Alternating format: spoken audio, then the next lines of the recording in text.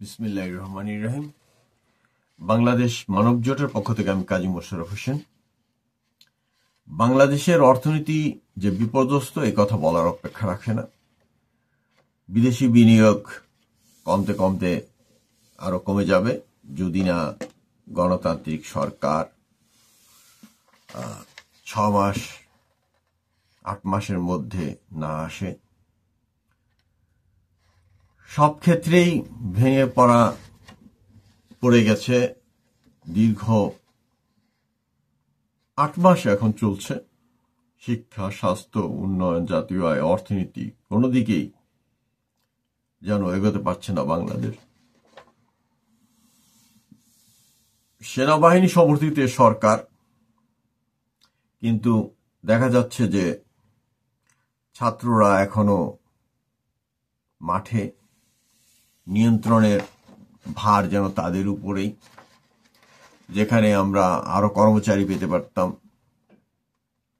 এবং আমাদের সশস্ত্র বাহিনী, পুলিশ বাহিনী, আনসার এদেরকে আরো বেশি কাজে লাগাতে পারতাম, কিন্তু সেটা না হয়ে এই ছাত্ররা যদি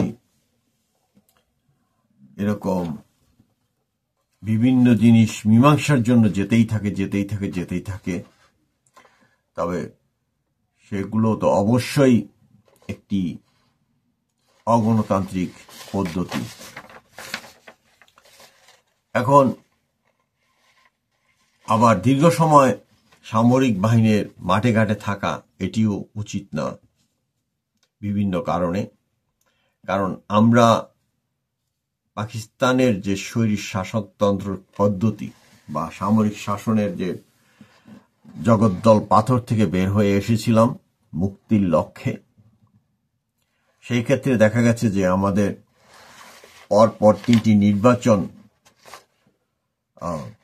এমনভাবে করা হয়েছে, বা সেটা সামরিক বা বেসামরিক যারাই সাহায্য সহযোগিতা করেছে তাদের সাহায্য সহযোগিতা ছাড়া তো করা সম্ভব ছিল না। এই ক্ষেত্রে দায় দায়িত্ব যেমন আমাদের সশস্ত্র বাহিনীকেও নিতে হবে, ওই বেসামরিক যে আমলাতন্ত্র তার সাথে সামরিক বাহিনীকেও এটা নিতে হবে দায় দায়িত্ব। কিন্তু কথা হইল যে সংস্কারের নামে এই দীর্ঘদিন ক্ষমতায় থাকার জন্য যদি সামরিক বাহিনী একটি নির্দিষ্ট টাইম ফ্রেম অবশ্য দিয়েছিলেন সেনাবাহিনী প্রধান জনাব ওয়াকার সাহেব, তো তার যে সময়সীমা বেঁধে দেওয়া হয়েছে সেই সময়সীমার মাধ্যমেই জনগণের কাছে ক্ষমতা ফেরত দেওয়া উচিত। না হলে যেটা হবে যে আমাদের যে বৈদেশিক যে সমস্ত সাহায্য সহযোগিতা বা এমনকি উৎপাদনের ক্ষেত্রগুলো ধীরে ধীরে বন্ধ হয়ে যাবে। বৈদেশিক যে সাহায্য সহযোগিতা আছে আমাদের সেগুলো বন্ধ হয়ে যাবে। কাজেই সংস্কার করে মনোভাব তো মানুষের চেঞ্জ করা যায় না। সংস্কার করবে কারা? এটা রাজনৈতিক দল, রাজনৈতিক নেতৃত্ব, এবং নতুন দলও যদি আসে মোস্ট ওয়েলকাম। তাদের যে দলগুলোর অঙ্গীকার, এই সংস্কারগুলো তাদের দলগুলোর অঙ্গীকারের মধ্যে থাকতে হবে এবং তারা যখন ক্ষমতায় আসবে সেগুলোর তারা বাস্তবায়ন করবে। এবং সংস্কারের জন্য প্রথমে যে জিনিসটি দরকার হলো মেন্টাল সেটআপ, যে মানুষের মনোযোগ, যে আমি জোর করে, এবং হ্যাঁ ইসলামের কথা আমরা সবাই বলি কিন্তু ইসলাম তো কেউ মানি না। হয়তো দেখা গেল যে সুদ বা ঘুষ বা দুর্নীতির টাকা দিয়া হালাল মাংস খুঁজি, হ্যাঁ পরের টাকা মাইরে দিয়া হালাল মাংস কেনার চেষ্টা করি। এটা তো হইল না, এই দ্বৈত চরিত্র তো হবে না। হ্যাঁ এই ক্ষেত্রে আপনার আব্দুর রাজ্জাক বিন ইউসুফ ওনার ওয়াজ কিছু শুনবেন, যে এক হলো আল্লাহকে অংশীদার না করা, আর হলো দান করা। এই দুটির মাধ্যমেই আপনার সফলতা। আর নামাজ, রোজা, হজ, যাকাত এটা আপনার যার জন্য যতটুকু প্রযোজ্য সে ততটুকু করবেন। যেমন হজ সবার জন্য প্রযোজ্য না, জাকাত সবার জন্য প্রযোজ্য না। আর ইমান, ওটা তো দেখা যায় না, মাপা যায় না যে ইমান আছে কি নাই। যদি নামাজ পড়েন বোঝা যাবে যে আপনার ইমান আছে, আপনি আল্লাহকে মানেন, আল্লাহর হুকুম হাকাম মানেন, এটা আর কি।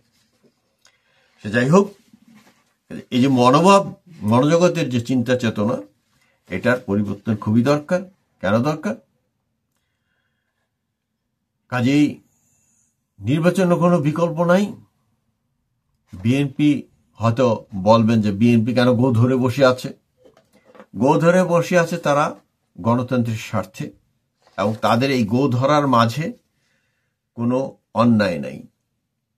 এবং যারা মনে করছে যে না আমরা আরেকটু গুছাই নেই তারপর ইলেকশনটা হোক, হ্যাঁ, তাতে হিত বিপরীত হবে এবং আন্তর্জাতিকভাবে বাংলাদেশের ভাবমূর্তি ক্ষুণ্ণ হবে। আশা করি যে যারা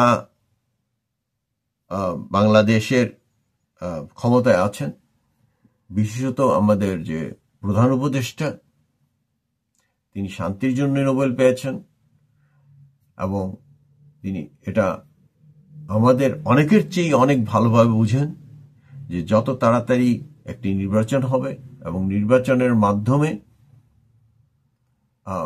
একটি সরকার গঠিত হবে, ততই বাংলাদেশের গ্রহণযোগ্যতা বাড়বে। এবং যেভাবে বর্তমানে সশস্ত্র বাহিনী আচরণ করছে, দুটি দিকেই খারাপ।